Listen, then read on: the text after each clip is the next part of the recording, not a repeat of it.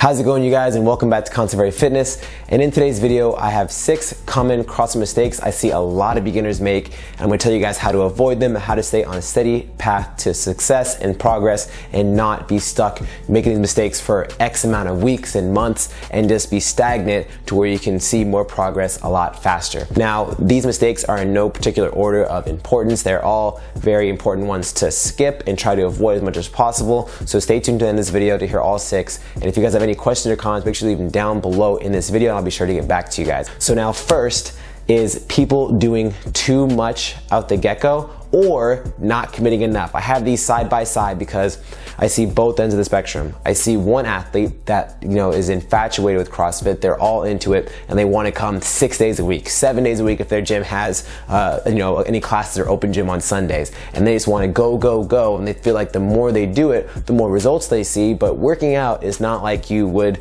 in school. Obviously, the more books you read, the more flashcards you study, the more you're going to learn, the more you're going to be better off. Whereas when it comes to working out and putting your body through this strenuous activity, the more you do it, the more it's going to beat down your body, and the more time it's going to take for the body to recover and get better. So for a lot of people that are new to CrossFit, whether you have workout experience or whether you haven't worked out a day in your life, I highly recommend you starting off with 3 to 4 days a week. Staying in there with that set of days is going to help you kind of find out, okay, 3 days is just enough for me and that's really all I want to strive for. Maybe 4 days is good, maybe every now and then squeeze out a 5th one if I want to, but use that as your base, and then from there you can play with how many more days you want to add or take away and just try to find a routine.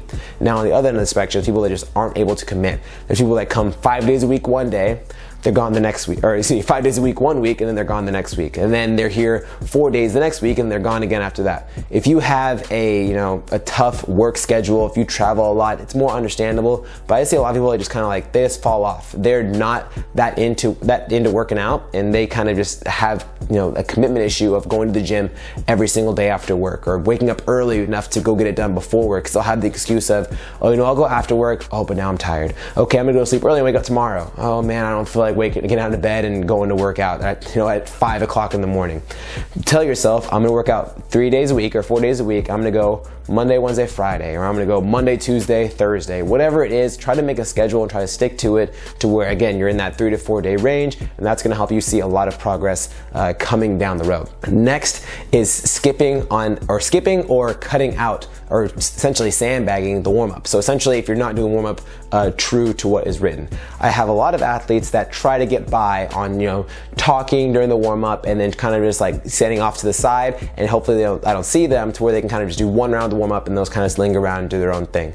The warm-up is meant to get your heart rate up, it's meant to get blood flowing in your muscles, it's meant to help increase ranges of motion. So if your gym creates a well-effective warm-up, it's gonna help you in numerous different ways, not only feel good during the workout, but stay injury-free, but help you move faster in the workout. Like, there's so many benefits to warming up that not warming up is just really, most warm-ups are only 5 to 10 minutes. If you can't do 5 to 10 minutes of the hour class to get warm, then we have bigger problems down the road that we're gonna have to experience. So make sure during the warm-up, obviously keep moving, keep chatting. The class is definitely meant to be fun and exciting. I let all my athletes chat and talk, and it's like a party, but we're still moving, we're still getting sweaty, and I still want you to make sure that you are getting properly warmed up and your body's ready to go for whatever we have thrown at you next. Third, again, not in any particular order, is fueling your body properly. I have a lot of people that'll come to like my 6 p.m. class, and I ask them, hey, what have you had for your pre-workout meal or pre-workout snack? And they're like, oh, I had a salad at lunch around noon.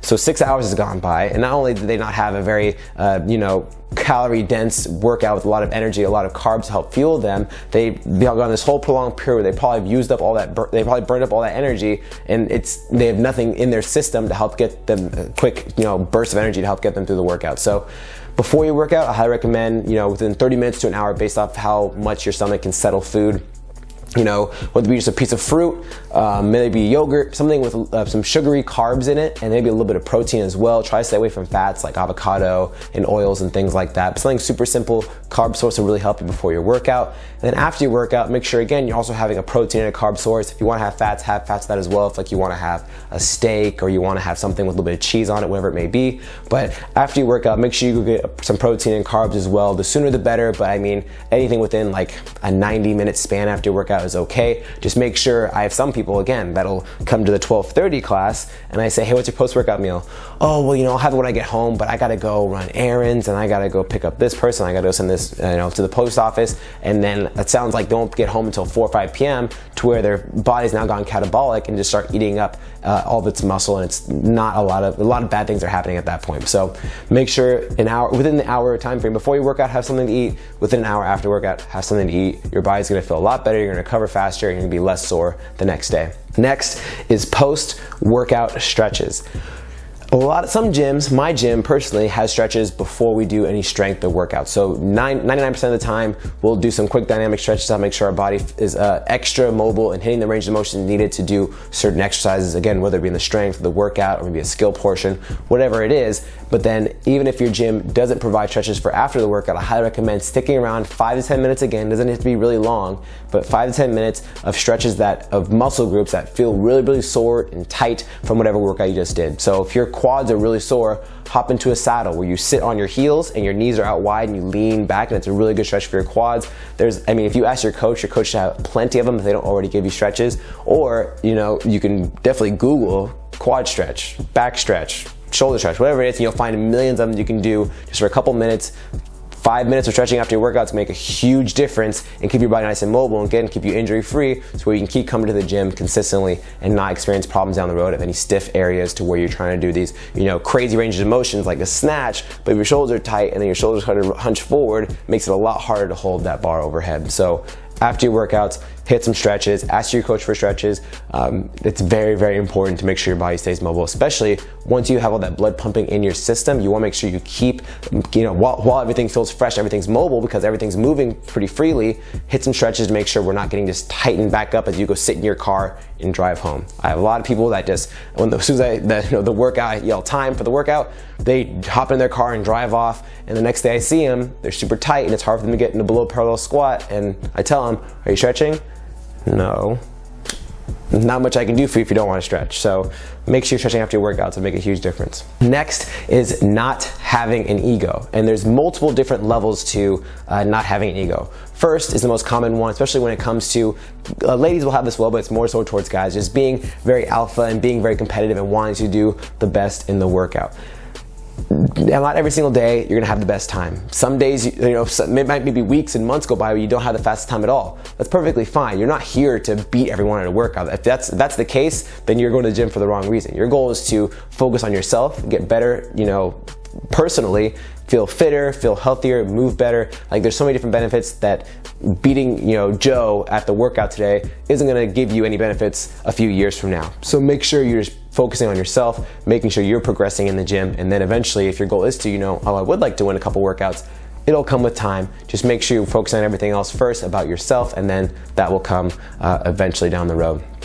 The other end of a no ego is I see this all the time as well.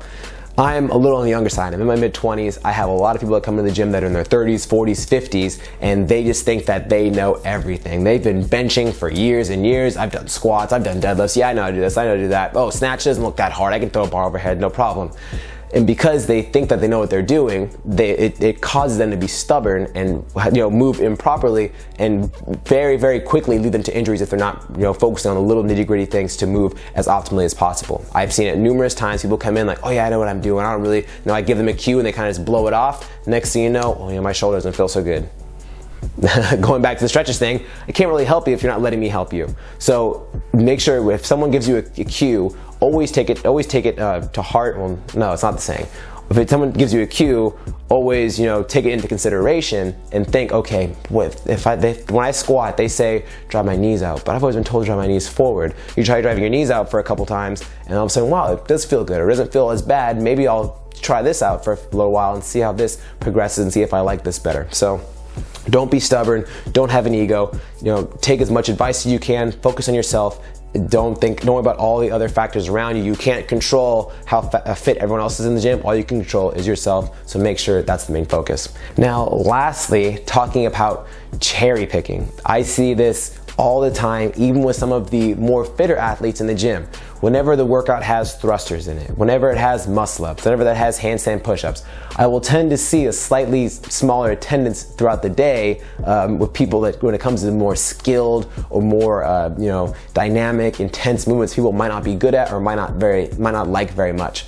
When I first started CrossFit, I hated thrusters, I hated rowing, and I hated wall balls with all my heart. I'm a short person, they just feel weird, I don't like it, I had all the excuses in the world not to do them, and even though I hated them, I still kept coming to the gym till eventually where now I'm not bad at rowing. Definitely not good, but I'm not bad at rowing. Thrusters, I don't mind thrusters at all. I can do a lot of them. My max unbroken wall balls is like 71 or 81. So it's gotten to the point where, not that that's a brag, but just to give you an idea of, once you keep doing something, you're gonna get better at it. And when you get better at it, you're gonna like it more. It's only when you think of all the movements that you hate doing in the gym, probably movements you're not good at. If you're naturally good at it, you're not gonna hate it because you're like, oh yeah, I really like these things because I can do them really fast, much better than the average person. So keep that in mind. Don't just skip workouts because it doesn't have things that you like or doesn't have movements that you're good at. Put that aside, go to the gym.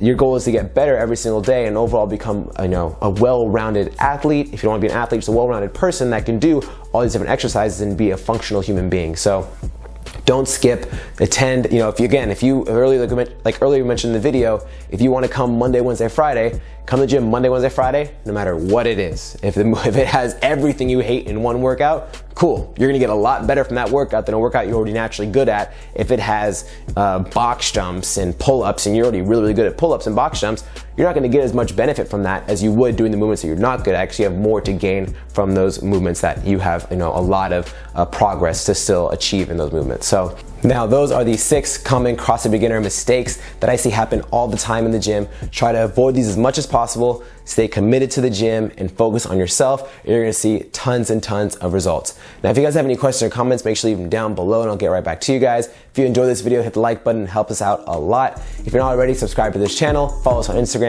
and we'll see you guys next time.